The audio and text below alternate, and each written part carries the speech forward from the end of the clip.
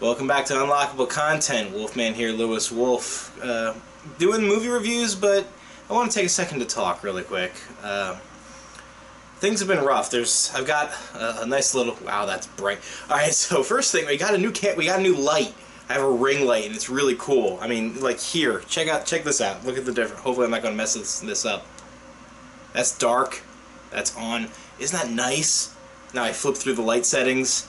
That's brighter. That's cooler. I think that one looks the best. Let me know. I can make it brighter. I can make it darker. It's so nice. This is so cool. I love it. Yeah. So brightness. Blinded by the light. I've got like 10 movies I got to review from like beginning of the year up until now. It's been hard.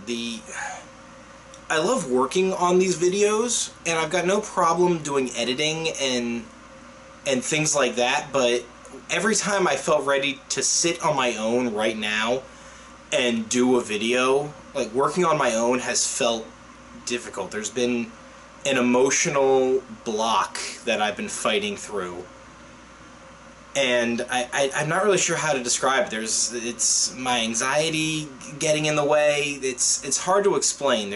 I've been dealing with a block of trying to work on my own, and I'm finally feeling motivated to get through it. There's been a lot going on with Tyler coming to the channel, and talks that we've been doing with other people and other places, other support systems that we've gotten to for the channel, and then just watching other YouTubers that I like talking about their lives and their struggles and how relatable it is. And it's, and then all of you. I've been talking with so many of you, being honest and real about all of this, and it's been so good and so helpful, and that's power to the fan base for you right there. So just thank you for all the support you've given, and thank you for sticking by, and thank you for your patience on this. I'm going to breeze right through some of the older videos to get to the current stuff, so that way we can do it. So, first movie that I have on this list, Dumbo. Awful. We can all agree that. It was terrible. Film theory. Figure out the connection between Danny DeVito's character in this and his character in Big Fish, because I swear they were the same person. Dumbo, 5 out of 10. When the most believable character in the room at any given time is the fake elephant, no. I mean, I've got a lot of other things that I could say about it. That's what, Ava Green was doing her best Helena Bonham Carter impression. What was it, Colin Firth? Colin Firth was, Colin Farrell, one of the Collins. He was doing his best Johnny Depp impression. Batman was in there for some reason. It was... So yeah, Dumbo, terrible. 5 out of 10. Moving on. Aladdin. I had a lot of fun watching this one. Robin Williams. Nobody can replace Robin Williams. Will Smith did a really good job with the character. There were times where I felt like he was trying to give a specific homage to Robin, and it wasn't working. Robin could play flamboyant. I'm sure there's better words to choose. I apologize if I'm not phrasing this well, and there's words that I shouldn't necessarily be using in these contexts. I'm just coming to the first ones that come to my head. He could play flamboyant. There was an attitude and a gravitas that he could bring to a character and play it a certain way, and it worked. And the prime example, I think, was when he was dressing up Aladdin like Prince Ali. Robin could play it like, the flamboyant fashion designer, and we would believe it. And animation offers a lot to aid in the delivery of the dialogue. Will Smith is not that same person. He doesn't do it. He needed to bring more... There were times where he was bring, like... the Fresh Prince of Agrabah, and it was fantastic. That attitude, there's a Will Smith attitude that we look for, and it was great. And when we got those moments, they were fantastic. When it was Will Smith trying to do his best Robin, it was falling apart, in my opinion. So, if it was more of the Will Smith West Philly attitude, that would have been an amazing Aladdin movie, and it would have been so good. And there's other characters. Everybody else did fine. Yeah, there's really not too much to say about them. They were...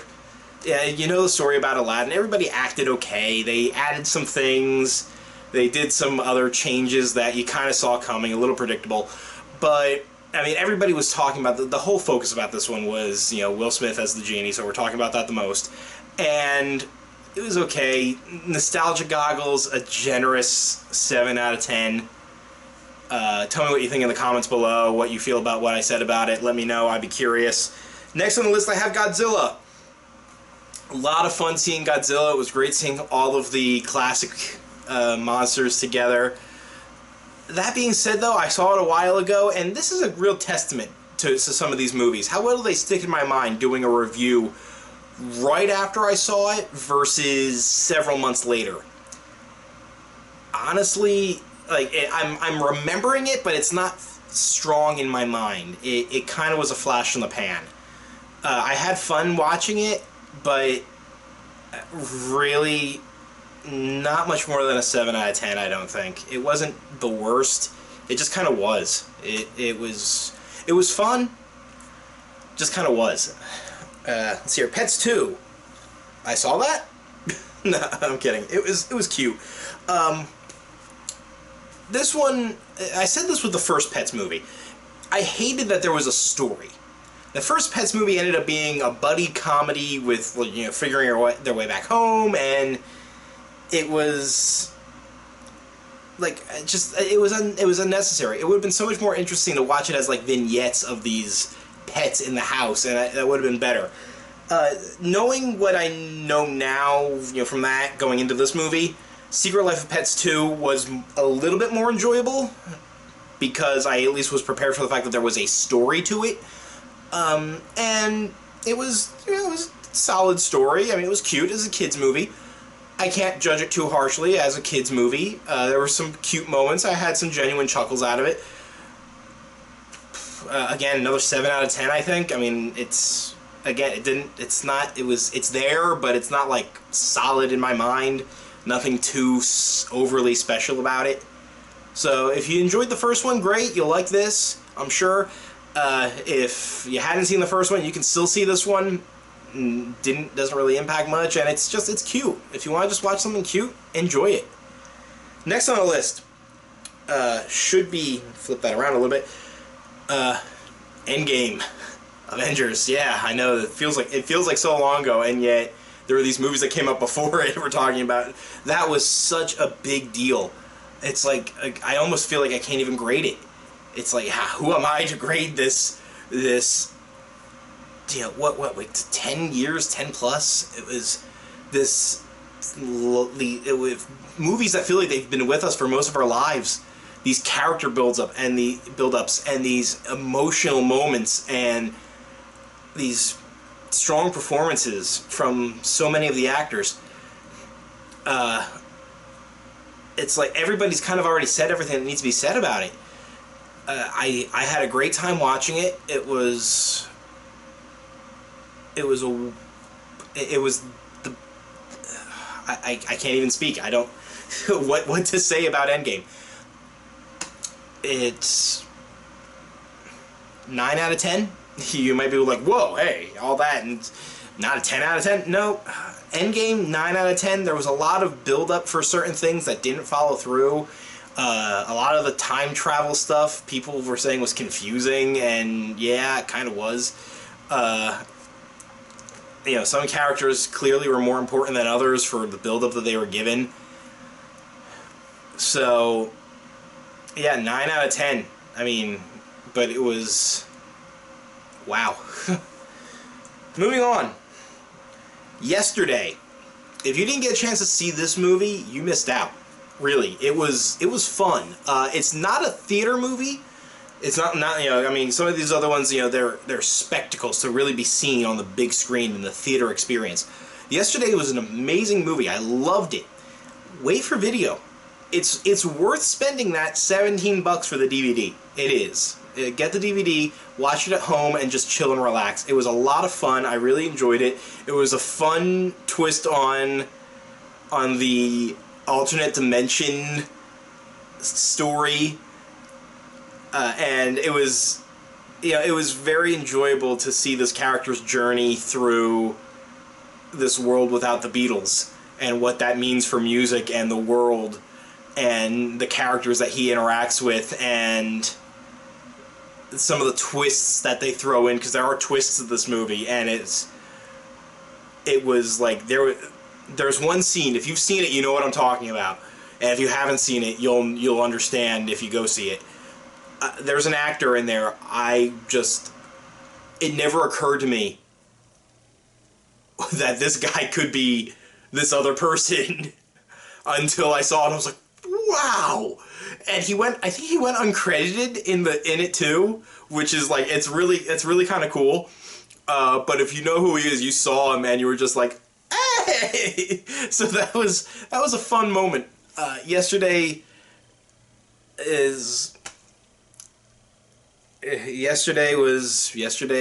I want to see it again today. What can we say? I'll definitely be going out and getting a copy. I really enjoyed it.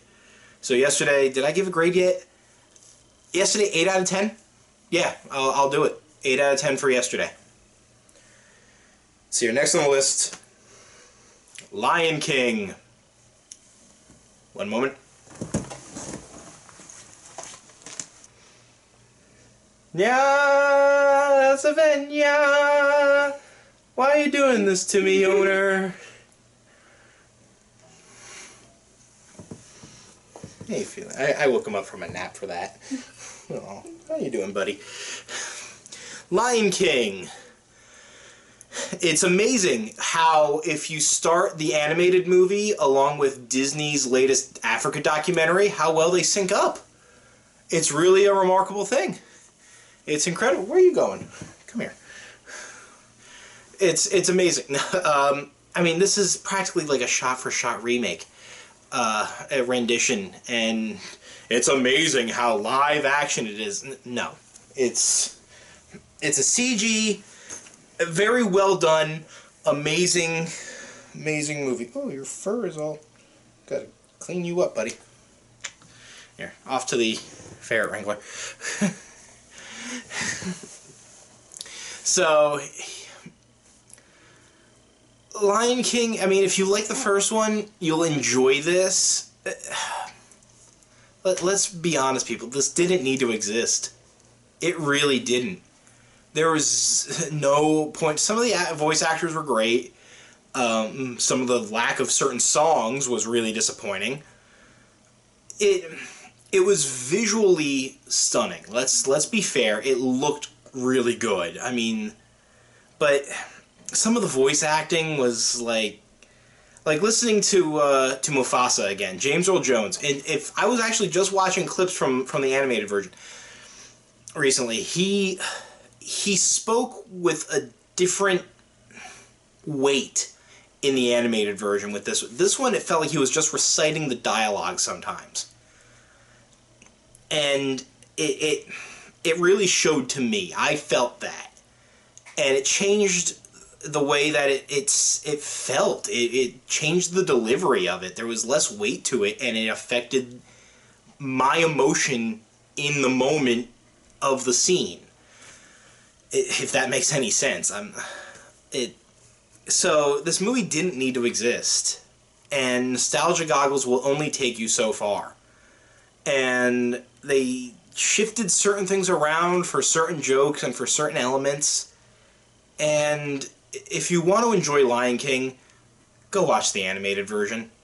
This is fun. If your kids have never seen the animated version and this is the version they're seeing first, I'm sure it was an amazing experience. Do not let the weight of Lion King be removed for anyone's first time, if this is it or the animated version. Because this is a very well done copy, but there's only one original. And that's all I have to say about Lion King. So, Lion King,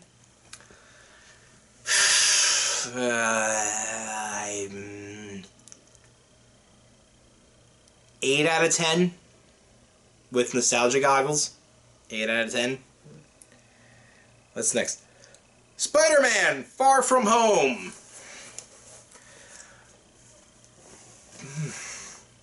Jake Gyllenhaal. What did you guys think about that one? Jake Gyllenhaal. I was a little unsure. I mean, he certainly acted well. Is he Mysterio?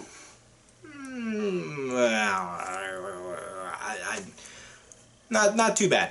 Not terrible. I think they could have done some different casting for that one, but not too bad. Tom Holland is so much fun. He is the Peter that we've been waiting for. The great blending of the nerd and the smart mouth hero. He's our Spider-Man. They did a really good job as the primary follow-up to End Game. I need to double check. Is this the first one after End Game? Checking. Yeah, it's the first Marvel movie after End Game, and it feels it. You feel the weight of End Game moving into this movie. You feel the weight for Tom Holland, and they carried everything over well. Aunt May, knowing who he is, Happy's involvement with him, Ned being the supportive friend. I'm not going to give any spoilers for any other characters or anything else. So, and it leads us off. It really does continue things. This doesn't feel like it's another story that dead ends somewhere. Like, I'm sure that they'll find some way. I think Black Widow's movie is coming out next. I think she's the next one in the MCU. I'll look that up later. Regardless of whether or not I'm right. Black Widow's movie is supposed to be set in the past, from what I understand. So I'm sure they'll find some way to tie it into things, but that movie's going to be a dead end. It's set in the past, so there's no way to really make it move forward. Unlike Far From Home, which is a fantastic standalone Spider-Man movie and also helps the story progress into where the MCU is going to go from here.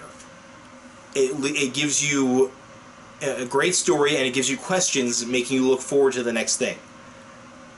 So, Far From Home was a really good and fun movie.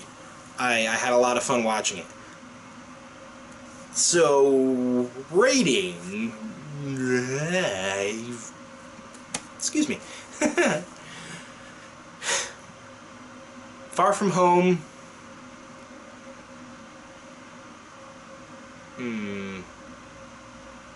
We'll give Far From Home an 8 out of 10. Wasn't perfect. A lot of fun. Lots of rewatchability, I'd say. Good follow-up to Homecoming. And a good follow-up to Endgame. So, yeah, I'll give that an 8 out of 10. So here, what was the last movie on our list?